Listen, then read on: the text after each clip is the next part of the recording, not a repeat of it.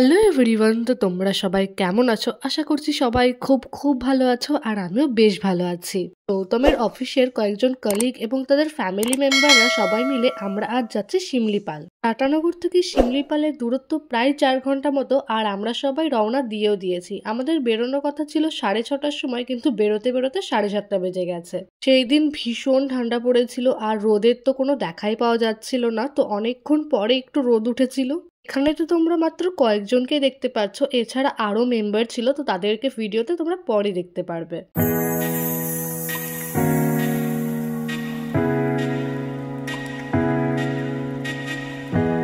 গাড়ির ভেতরে টানা 2.5 ঘন্টা বসে থাকতে থাকতে এত বোর লাগছিল যে মাঝখানে একটা জায়গায় গাড়ি দাঁড় করিয়ে আমরা একটু চা খেয়ে নিলাম। চা খাওয়ার ক্লিপটা আর নেওয়া হয়নি, তো চাটা খেয়ে আমরা গাড়িতে উঠে আবার রওনা দিলাম শিমলিপালের উদ্দেশ্যে।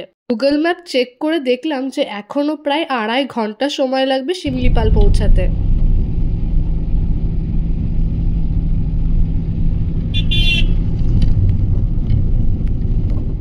ফাইনালি আমরা চলে আসলাম শিমলিপাল ন্যাশনাল পার্কের একদম সামনে। শিমলিপাল হলো ভারতের উড়িষ্যা রাজ্যের ময়ূরভঞ্জ জেলার একটি জাতীয় উদ্যান এবং বাঘ সংরক্ষণাগার। আমরা এখনো ন্যাশনাল পার্কের ভেতরে ঢুকিনি, তার আগে আমাদের গাড়ি যাওয়ার জন্য একটা পারমিট বানাতে হবে। তো আমরা এখন এসেছি সেই গাড়ির পারমিট বানাতে। আমরা এখানে এসে জানতে পারলাম যে আমরা যে গাড়ি নিয়ে এই শিমলিপালে ঘুরতে এসেছি, সেই গাড়ি নিয়ে ন্যাশনাল পার্কের ভেতরে ঢোকা অ্যালাউ নেই। এই কথা শোনার পরে আমরা তো সবাই মিলে খুবই চিন্তায় পড়ে গেছিলাম, কেননা গাড়ি ছাড়া আমরা এর ভেতরে ঢুকবো কি করে। তো গৌতম এবং তার অফিসার মিলে সবাই মিলে একটু রিকোয়েস্ট করার পরে তারা অ্যালাউ করতে রাজি হয়েছে। শেষমেশ এটাই ঠিক হলো যে আমাদের গাড়ি তো যাবে এবং তাদের একটা গাড়ি এবং একজন গাইড আমাদের সঙ্গে যাবে। শেষমেশ আমরা তাদের কথায় রাজি হয়ে যাই, কেননা প্রায় 1 ঘন্টা হয়ে গেছে আমরা এখানে এসে দাঁড়িয়ে রয়েছি। একটা এক্সট্রা গাড়ি এবং একটা গাইডের জন্য আমাদের প্রায় 4,000 টাকা এক্সট্রা পে করতে লেগেছে, আর এক একজনের টিকিট পড়েছে 100 টাকা করে। ওরা ততক্ষণে গাড়িগুলোর পারমিট বার করতে থাকুক, আমরা আশেপাশে একটু ঘুরে দেখি। সামনেই রয়েছে একটা সৌভিনার শপ, তো আমরা যখন গেছিলাম তখন শপটা বন্ধ ছিল, আর তার পাশেই রয়েছে একটা ওয়েটিং রুম। পারমিট বার করতে তো প্রায় অনেকক্ষণই সময় লাগে, তো তোমরা চাইলে এই ওয়েটিং রুমে বসে ওয়েট করতে পারো। পাশেই ছিল উড়িষ্যা ফরেস্ট ডিপার্টমেন্টের একটা গেস্ট হাউস, তো তোমরা চাইলে এই গেস্ট হাউসে এসে থাকতে পারবে। তো তার জন্য অনলাইনে বুকিং করতে পারবে আগে থেকে, আর আমি ডেসক্রিপশনে সেই বুকিংয়ের লিঙ্ক দিয়ে দেবো।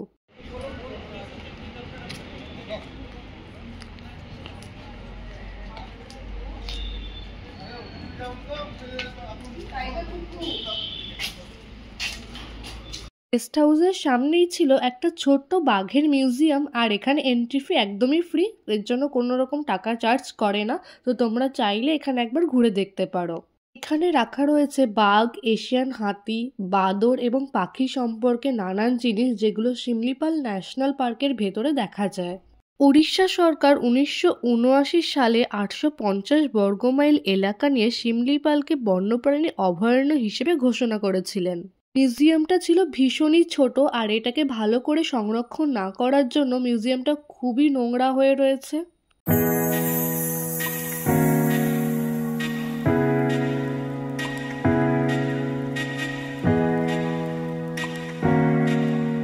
মিউজিয়ামের ভেতরে সেরকম কোনো জিনিসই নেই। যদি এটাকে ভালো করে সংরক্ষণ করে রাখা যায় তাহলে হয়তো জিনিসটা আরো ভালো লাগবে দেখতে। এটাই ছিল লাস্ট রুম, আর এখানেই টুকটাক কিছু জিনিস রাখা রয়েছে, যেমন আগেকার দিনের ক্যামেরা, কচ্ছপের খোলস, আরো অনেক কিছু। এখানে একটা হরিণের মাথার খুলি আছে, যেটা দেখতে কিন্তু বেশ ভয়ানক। চলো, মিউজিয়াম তো দেখা হয়ে গেল, এবার বাইরে বেরোনোর পালা।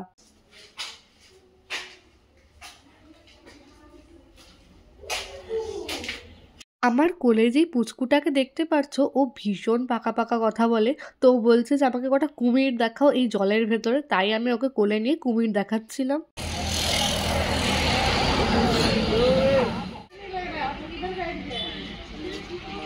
এর ভেতরে কি কি আছে তার একটা বড় লিস্ট করে দেওয়া আছে। এখানে ওয়েটিং রুম আছে, জল খাওয়ার জায়গা আছে, টয়লেট আছে, একটা মিউজিয়াম আছে, এছাড়াও আরো বসার জায়গাও রয়েছে। চারিদিকটা দেখতে কিন্তু ভীষণই সুন্দর লাগছে। তো আমরা সবাই মিলে একটা গ্রুপ ফটো উঠিয়ে নিলাম। এরপর সৌতমদের ফটো সেশন হচ্ছিল। মোটামুটি ছবি তোলা শেষই হচ্ছিল না। যাই হোক, অনেক অপেক্ষার পরে শেষমেশ আমরা রওনা দিলাম শিমলিপাল ন্যাশনাল পার্কের উদ্দেশ্যে। দাঁড়াও তোমাদের দেখায় যে গাড়ির পারমিটটা কেমন দেখতে। তো এই পারমিট বার করতে আমাদের প্রায় 1.5 ঘন্টারও বেশি সময় লেগে গেছে। আর একটা কথা বলে রাখি, এর ভেতরে ক্যান্টিনেরও ব্যবস্থা আছে। তো তোমরা যদি চাও দুপুরের খাওয়া দাওয়াটা ক্যান্টিনেও সারতে পারো। ভেতরে ক্যান্টিন ছাড়া সেরকম ভারী জল খাবারের জায়গা কিন্তু নেই। তো যার জন্য আমরা প্রথমে যখন পারমিট বার করতে গেছিলাম সেইখান থেকে আমরা কুপন কেটে নিয়েছিলাম ক্যান্টিনের জন্য।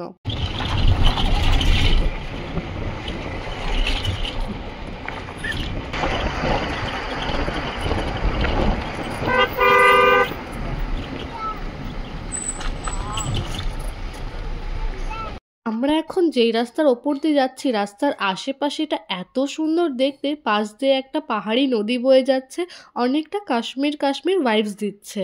আমরা সবাই বলা বলি করছিলাম যে এখন যদি 2টো হাতি জল খেতে আসে তাহলে আমাদের 2টো হাতি দেখা হয়ে যেত।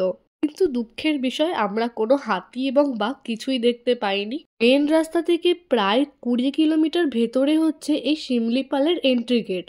আমরা টাটানগর থেকে 2টো গাড়ি নিয়ে এসেছিলাম, আর এখান থেকে আমাদের আরও একটা গাড়ি নিতে হয়েছে। তো মোট 3টে গাড়ি। তো এই 3টে গাড়ি যে পারমিট আমরা বার করে নিয়ে এসেছি সেটা এখন চেক করা হবে। আর একটা কথা বলে রাখি, এর ভেতরে কিন্তু প্লাস্টিক বোতল কোনো রকম জিনিস নিয়ে যাওয়া একদমই অ্যালাউ নেই।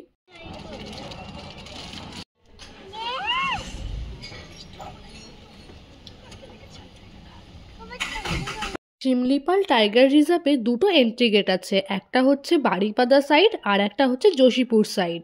তোমরা যদি কলকাতা খড়গপুর দিয়ে আসো তবে বারিপাদা গেটটা সামনে পড়বে, আর জামশেদপুর দিয়ে গেলে যোশীপুরটা সামনে পড়বে, যেটা দিয়ে আমরা আসলাম। গেটটা পার করার পর থেকেই পুরো জঙ্গলের রাস্তা শুরু হয়ে গেল। এখানে আর কোনো বাড়িঘর তোমরা আশেপাশে দেখতে পাবে না, শুধু জঙ্গল আর জঙ্গল চারিদিকে। রাস্তার 2 পাশ দিয়ে বড় বড় গাছপালা, আর তার মাঝখান দিয়ে সরু রাস্তা, তার ওপর দিয়ে গাড়িগুলো ছুটে চলছে। দেখতে কিন্তু বেশ ভালো লাগছে।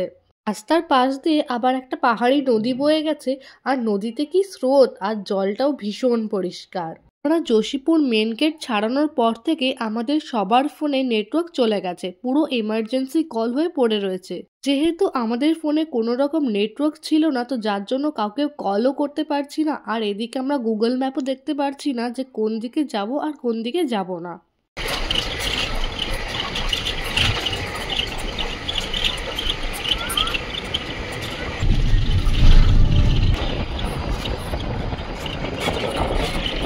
এই ঘন্টাখানেক পরে কয়েকজন লোকের দেখা পেলাম, নইলে তো এখানে একটা লোকজন তো দূরের কথা, কোনো পশু পাখিরও টিকি খুঁজে পাওয়া যাচ্ছে না। যোশীপুর থেকে প্রায় 3 ঘন্টা হয়ে গেছে আমরা গাড়িতে করে চলেই যাচ্ছি। তো প্রথমে আমরা এখন যাব উস্কি ওয়াটারফলে। একটা কথা বলে রাখি, তোমরা যদি শিমলিপালে ঘুরতে আসো তবে অবশ্যই ব্যাগে কিছু শুকনো খাবার আর জল রেখো, কেননা এর ভেতরে কোনো দোকানপাট নেই জল বা খাবার কেনার জন্য। চলে আসলাম উস্কি ওয়াটারফলে, আর এসে দেখছি যে এখানে অনেক লোকজন রয়েছে, আর এখানে কিছু দোকানপাটও রয়েছে। আমাদের মধ্যে কেউই আর উস্কি ওয়াটারফল দেখতে যেতে যাচ্ছে না, কেননা কিছু লোক দেখে এসছে, আর তাদের কাছে শুনতেই তারা জানালো যে ওই ওয়াটারফলে একদমই জল নেই, পুরো যাওয়াটাই ব্যর্থ। এই জন্যই ওয়াটারফলে যাওয়ার জন্য আর কেউ রাজি হলো না। এখান থেকে কয়েকটা ছোলা মাখা আর মুড়ি মাখা খেয়ে নিলাম। এরপর আমরা সবাই মিলে গাড়িতে উঠে পড়লাম, কেননা এখান থেকে আমরা যাব হচ্ছে বারুইপাড়ির উদ্দেশ্যে।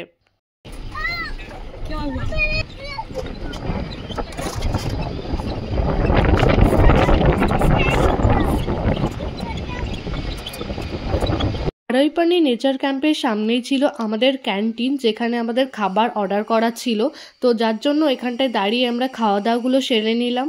আমরা আস্তে আস্তে সব খাবার মোটামুটি শেষের দিকেই ছিল, অনেকে তো কুপন কাটা ছিল বাট তাও খাবার পায়নি। খাওয়া দাওয়া করতে করতে আমাদের প্রায় 3:30 বেজে গেছিল। আর এখানে একজন লোকালের কাছে শুনতে পেলাম যে বারুইপাড়ি নাকি এখনো প্রায় 10 কিলোমিটার দূরে। তো আমরা সবাই ডিসাইড করলাম যে বারুইপাড়ি আর যাব না। 10 কিলোমিটার দূরে যদি বারুইপাড়ি ওয়াটারফল দেখতে যাই তাহলে আমাদের আর বাড়ি ফেরা হবে না। তো যার জন্য আমরা এই সামনে একটা ক্যাম্প মতো আছে, তো সেখানটায় চলে এসেছি। এর ভেতরে একটা ছোট্ট পার্ক মতো আছে, তো বাচ্চারা নিচে দিয়ে খেলছিল, আর আমরা এর ওপরে উঠে একটু ঘোরাঘুরি করছিলাম।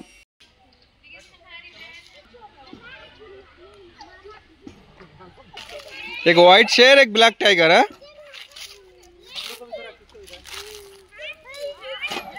বাচ্চা কাচ্চারা তো এই পার্কে এসে ভীষণ মজা পেয়েছে, কারণ তারা সারাদিনই সেরকম কোনো কিছুই খেলার পায়নি। তো এই পার্কে এসে তাদের ভীষণ মজা লেগেছে। এর ভেতরে থাকার জন্য এখানে কটেজ মতো করা আছে, তো তোমরা চাইলে এর ভেতরেও থাকতে পারো। আমাদের হাতে আর বেশি সময় নেই, ঘোরার জন্য হয়তো আর 10-20 মিনিটই হাতে রয়েছে, এরপর আমাদের বেরিয়ে যেতে হবে।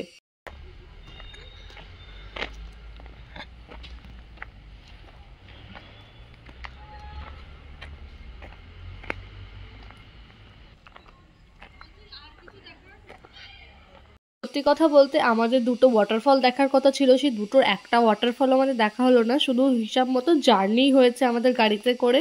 এরপর ঘুরতে ঘুরতে আমাদের তো ভীষণই খিদে পেয়ে গেছিলো, তো যখন আমরা ক্যান্টিনে আসলাম তখন দেখলাম যে খাবারও শর্ট পড়েছে সেখানটায়, তো সেখানে আমাদের ঠিক মতো খাওয়া দাওয়াটাও হলো না। কটেজগুলো দেখতে বেশ ভালো লাগছে, আর আমরা যখন গেছিলাম সবকটা কটেজই পুরো হাউসফুল ছিল।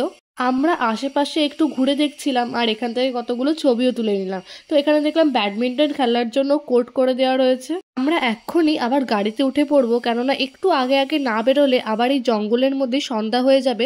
তো আমরা চাচ্ছি যে সন্ধ্যা হওয়ার আগেই যেন আমরা এই জঙ্গল থেকে বেরিয়ে যেতে পারি।